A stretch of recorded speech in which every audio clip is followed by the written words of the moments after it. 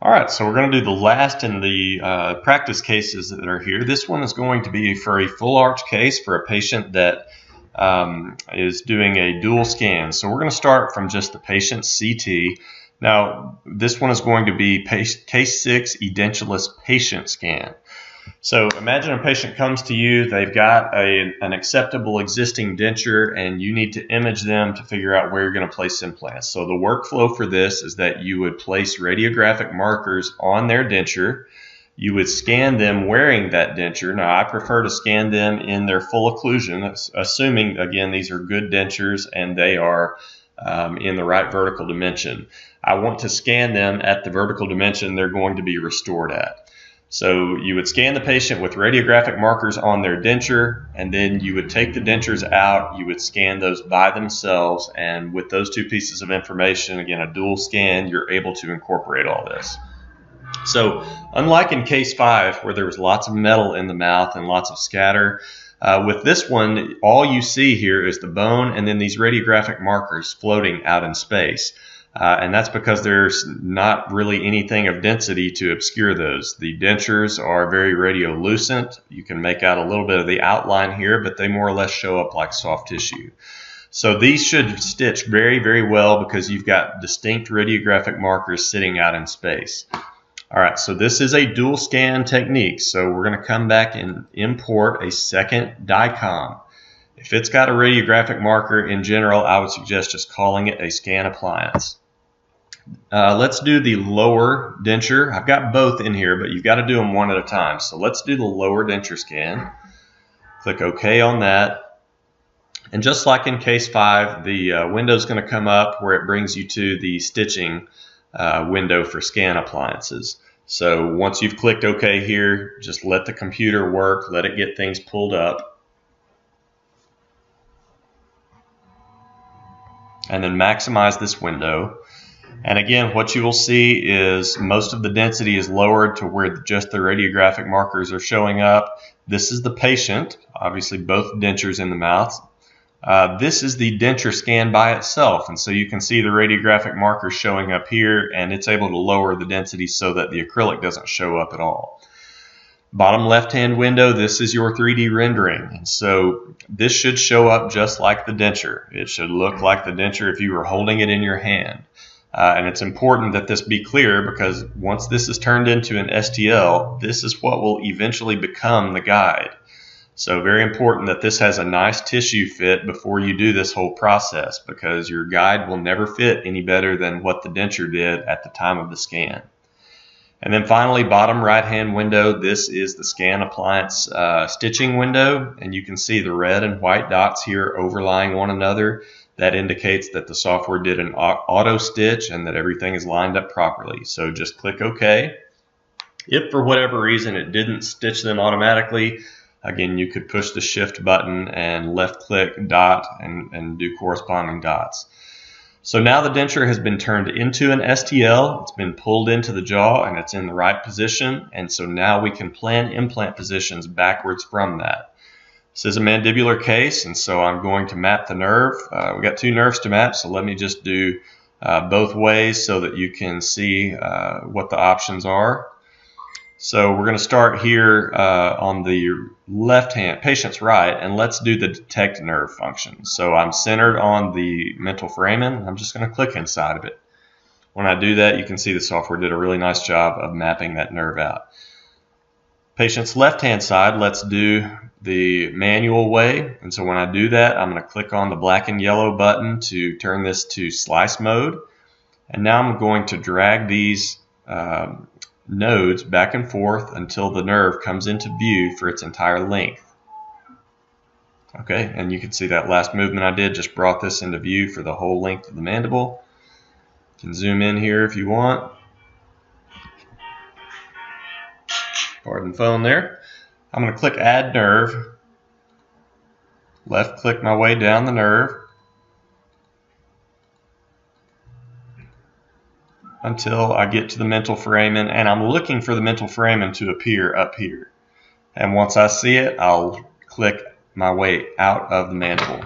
Once you've done that, deactivate the red button, lock it, and now we have both nerves mapped. You can see right here. Okay, that's great. Now we can begin planning implants.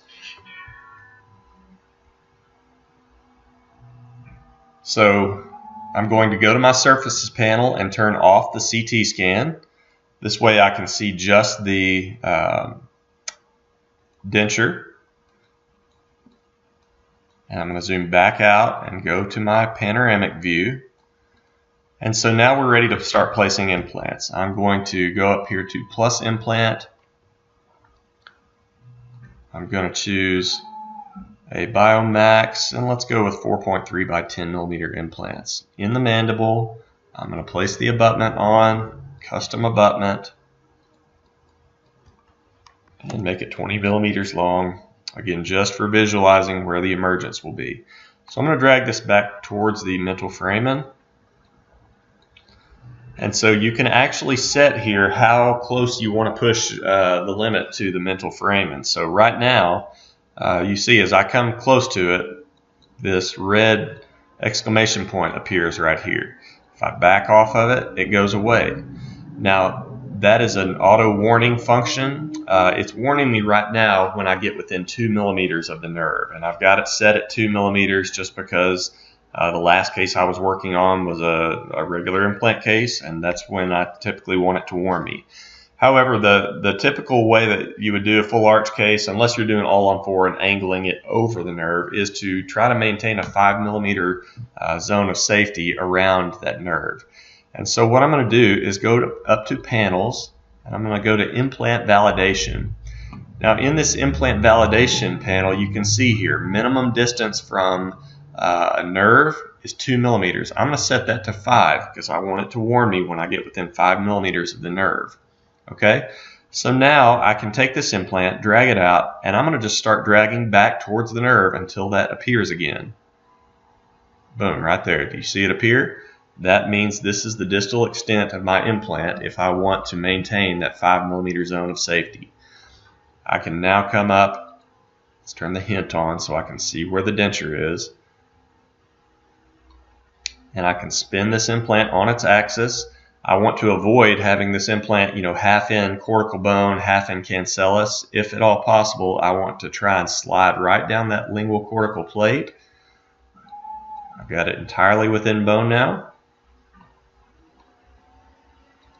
And that looks great. So a quick and easy way to get more implants into the case quickly for a full arch is to right-click the implant and say duplicate. Now when I do that, obviously nothing happens. You don't see the implant, but that's because it's sitting in there right on top of the first. If I was to just click and grab, I can pull this implant off. And now let's just pull it as far distal as we can before the exclamation point appears. Just appeared right there, so I'll back it off till it just disappears. And there we go. And now I can spin this implant on its axis, line it up, make the emergence profile be where it needs to be. And so on a hybrid type case, I'm going to want to be emerging through the occlusal surface on posterior teeth, as you see both of these are. Anterior teeth, I want to be coming lingual to the incisal edge, so that looks great. I'm going to lock that implant. Now we can just keep adding implants to the case in the exact same manner. Duplicate, drag it over, get that one roughly the lateral incisor, and then I'm going to duplicate again and get one more in about the lateral incisor area. Okay, so these first two can be locked. That one's locked. Right click, lock implant. Now let's position this guy. So again, you want to be just lingual to the incisal edge, so I can go in this tangential window, pull this implant over into the middle of the mandible in the cancellous bone. And if I wanted to have a screw hole emergence just lingual to incisal edge, you can see that I've got that exactly right here. Now let's go to the other implant. That one's good. Lock it. And look at this one from the cross section. Once again, sliding right down that lingual cortical plate. And so now we have 4 really well-spaced implants. I'm coming in right between the premolars here, which would be perfectly fine for giving the patient a first molar occlusion. If you really wanted to extend it back, you could do an all-on-4 style where you angle these implants, but I think this is going to work just fine. Lock that implant, and now we can begin figuring out what type of guide that we want to make. Now obviously this is going to be a soft tissue supported guide if you're going to do it flapless using this denture. And so I like to use the direct cut drills for those because I can use a skinny drill that makes more or less just a small tissue punch, and then sometimes I will flap after the fact and I'll go and extend my sizes up to the full diameter. That way I'm not messing up a lot of keratinized gingiva. So the way I would do that is I would just trick the software. I would right click these implants and say replace, and I would replace it with an implant of the exact same size, just a smaller diameter. So if I'm at a 4.3 by 10, maybe I call this a 3.5 by 10 or a 3.0 by 10, and all that would do is just kick it down to a smaller direct cut drill. But just to save time here for demonstration purposes, I'm going to leave it at this. So I need to turn on the guide tubes.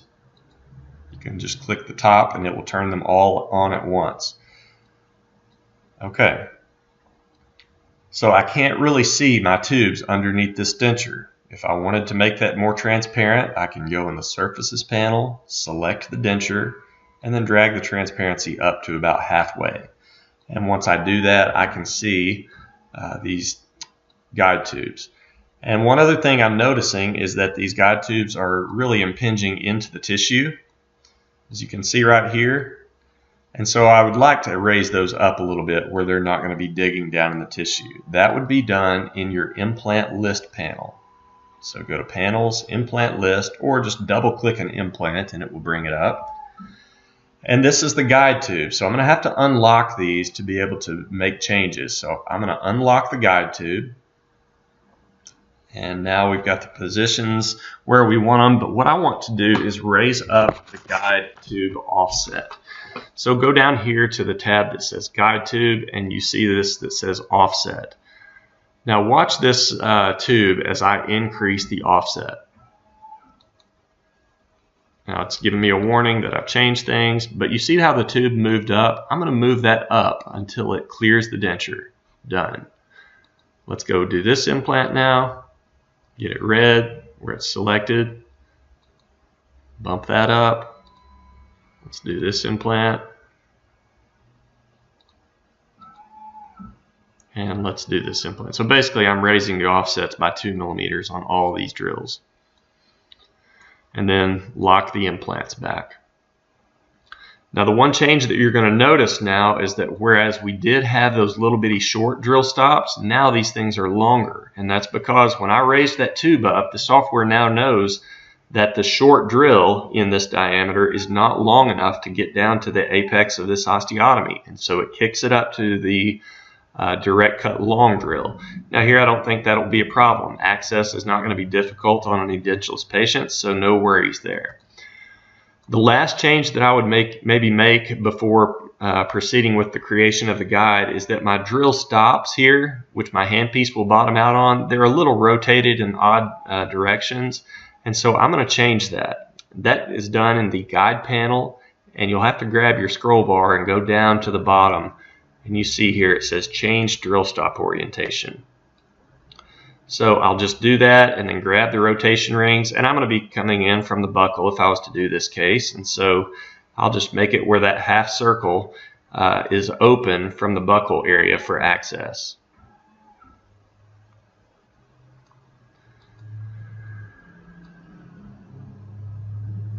And there we go. So deactivate the button, and now everything is locked and ready to make our guide. So to make the guide, this is slightly different from how we've done it in the previous cases. We're going to use this button here that says Create Scan Appliance Guide. Obviously, in this case, there is not a model onto which you can draw a guide of the tissue, for example. And so we're going to create a scan appliance guide, which means we're going to turn this denture scan appliance into the guide itself. So make sure you have the right model selected, which is the green one here, high quality, drill stops on if you're using direct cut, and now I'm going to just click on Create Scan Appliance Guide.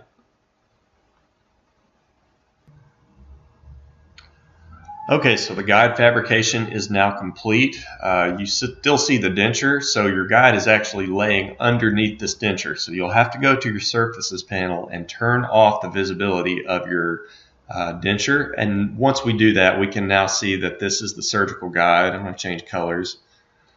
This is the surgical guide, and again, the denture itself has just been turned into the guide. Okay.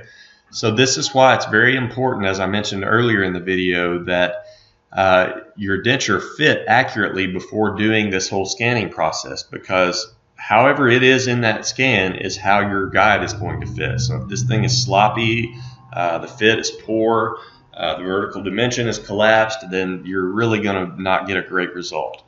This is obviously, again, a soft tissue supported guide, so this would go onto the patient's jaw, and the drilling would be done through the tissue. I didn't show it earlier, but sometimes you might want to create pins to pin this in place.